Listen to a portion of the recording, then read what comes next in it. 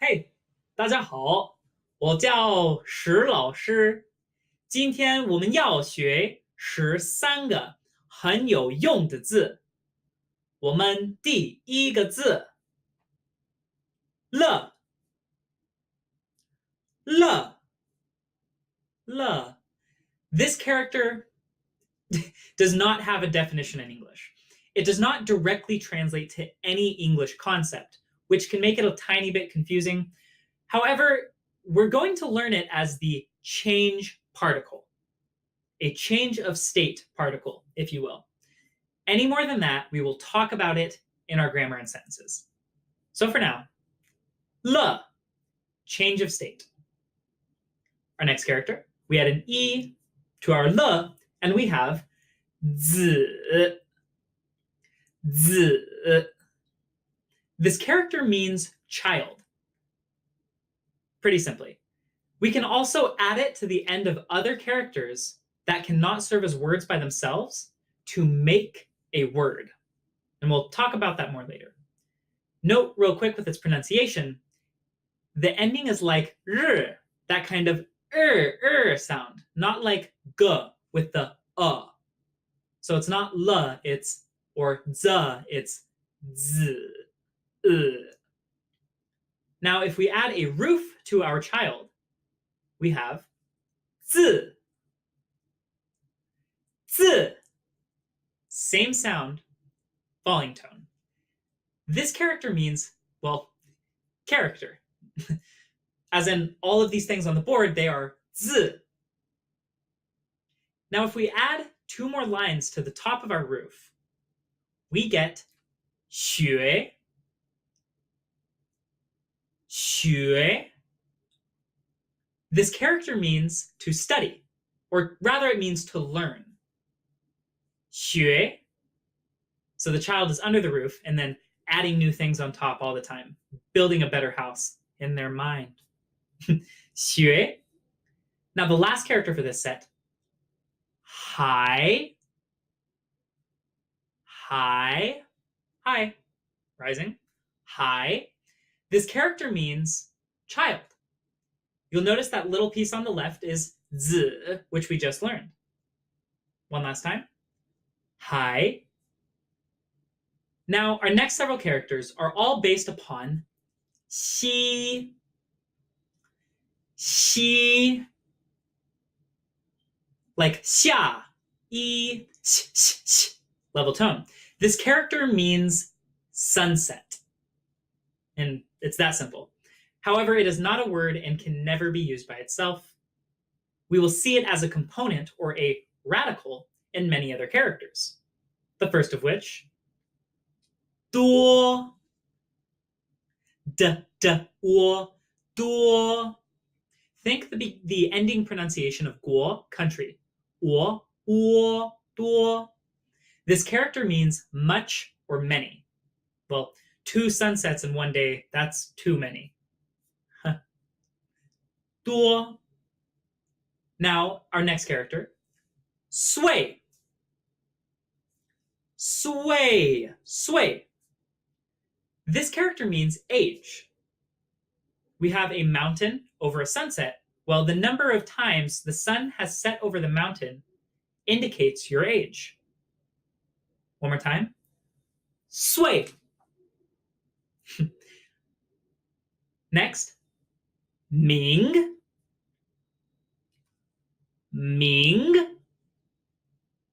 This character means name. As the sun sets, your mother opens her mouth and calls out your name. Ming. And our last character in this set, why. Why? As in, why did you do that? Why? This means outside. Or, well, really simply that. Outside. External. One more time. Why? Now, our next 3 characters, we first have 叫. 要. Yao. 叫. This character means to call or to be called. You can use that as in to call someone's name. You can also use that as in 我叫 Evan. jiao. Next, mian, mian, mian, mian. This character means face. You have a hat with the box of your face and an eye in the middle. Mian. It can also mean facade, as in like a side or facade of something. Lastly, 写, 写. This character means to write. Very simply. Like in 下, 写. That is all for our characters. 今天第一个词孩子 child, child, simply child or children. 孩子儿子 son, child means son, as in a male child. Note, we also have the word 女儿 for daughter. Don't try to like figure out the logic there. There isn't any. Just accept the words as is. 女儿, daughter, and 儿子, son. Next. 上学 to get on, learning. Think 上班, which meant to get on work or to go to work. This means to go to school or to start school, as in for a semester or a trimester. 上学学字 study characters. Just like that. Study characters. 学字写字 to write characters. 写字名字 name character name. Now note, this is the word for name. As I told you earlier, 名 by itself is meaningless in speech.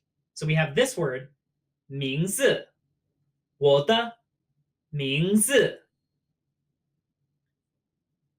多少 much, few. Don't let this confound you.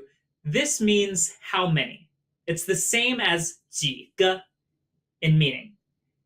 Now, this boils down to an kind of eccentricity of 多. When 多 is placed before any other adjective, it will create kind of a question of how much of that adjective. So 多 fast would mean like how fast. Or in this case, 多少 is how few. Or in English, we would literally say how much. We're asking quantity. 多少 how much. 几岁 how many years. This is how we ask, how old are you? 几岁外面 outside, face. This is the word for outside. Note, 外 by itself is not a word. 外面 is our word, outside. And last, 外国 outside country. You guessed it, foreign. State, like a foreign country. 外国. That is all for our words. For today's grammar and sentences, first, we're going to learn some sentences and some cool usages of the vocabulary we've learned. And then we're going to do our heavy lifting with la. So, today we're going to start with the easy part and learn some sentences. We'll start with self-introductions. 我的名字叫石老师。我的 my 名字 name 叫石老师。So literally here, we are saying, my name is called, or my name to be called. And you can presume that bit at the end is my name. Don't worry that you haven't seen those characters before. We haven't learned them. Shi is my last name, and Lao Shi means teacher or instructor. So what we're literally saying here is my name is called Shi Professor or Professor Shi. And this is a super formal and, well, not overly formal, but polite, unpresumptuous way of introducing yourself. Remember using 叫 to be called. One more time. 我的名字叫石老师. Next, we're going to look at how to use 多少. You'll see it's exactly like 几个. So, 这个人有多少个名字？这个人 this person, 有多少个 has how many 名字 names. How many names does this person have? Note with 多少, we will often still use a 个 because it's a question word about numbers, about quantity. So we add a 个 in between 多少 and the noun.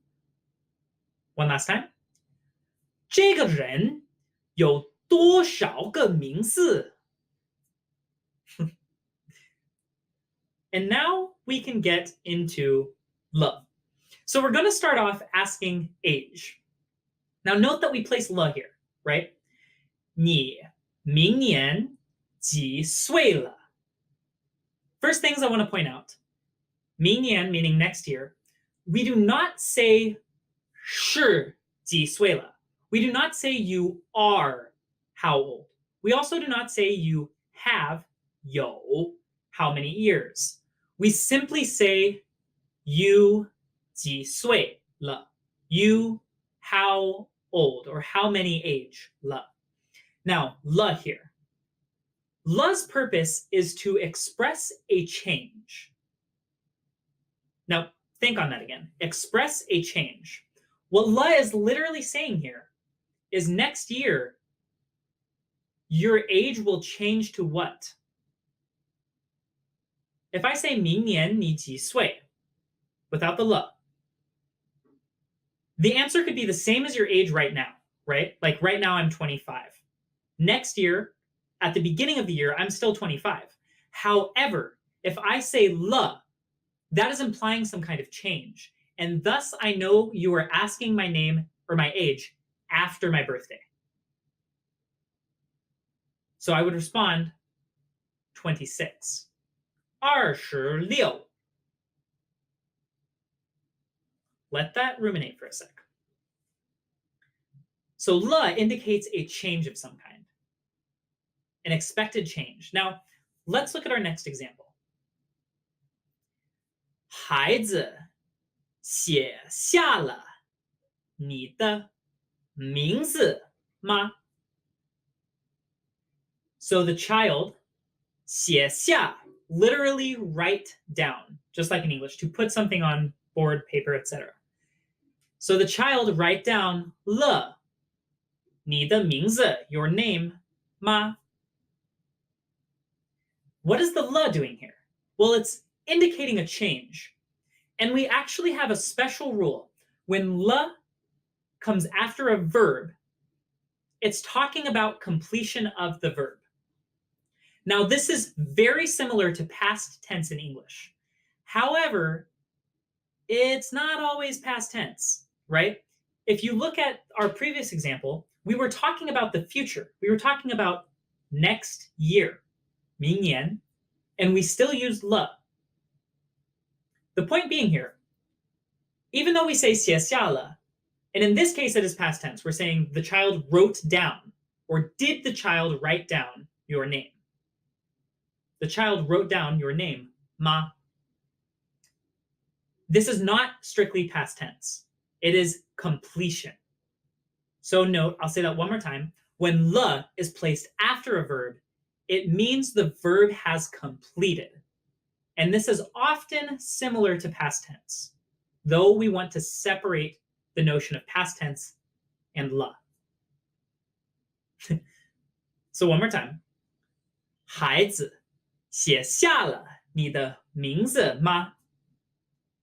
So, did the kid write down your name? Our next example.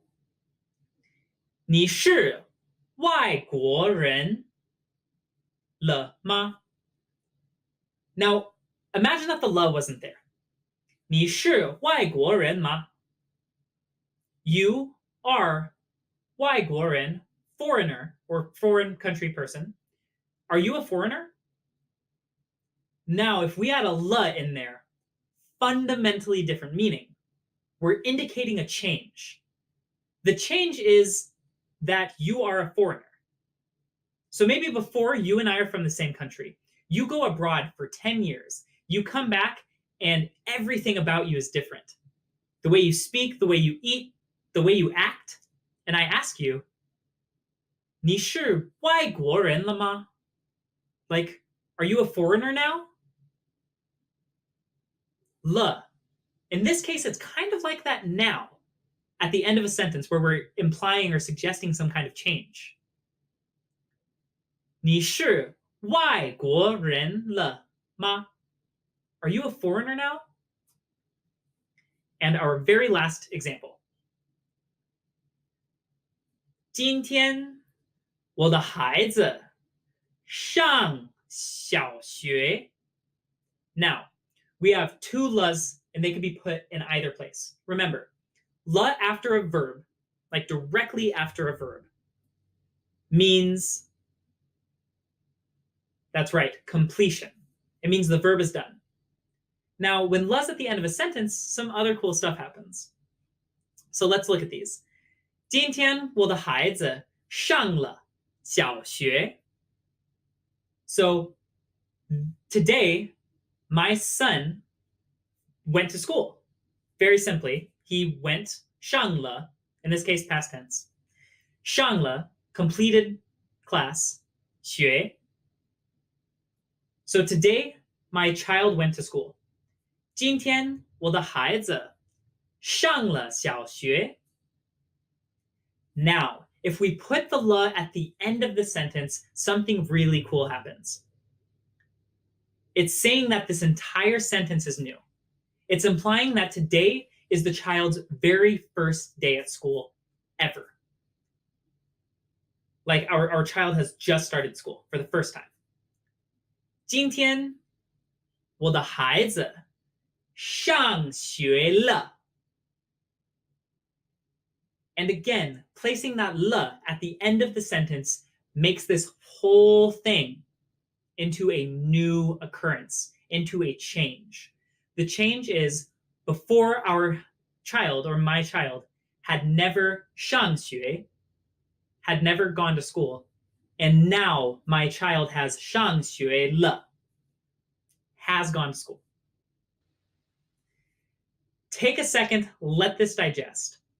Watch through these examples again. If le is not clicking, write down specific questions about what is not clicking and bring those up in your next class. 大家, that is all I have for you for now. I will see you in class, and again, please give this another review. As for now, like always, 加油!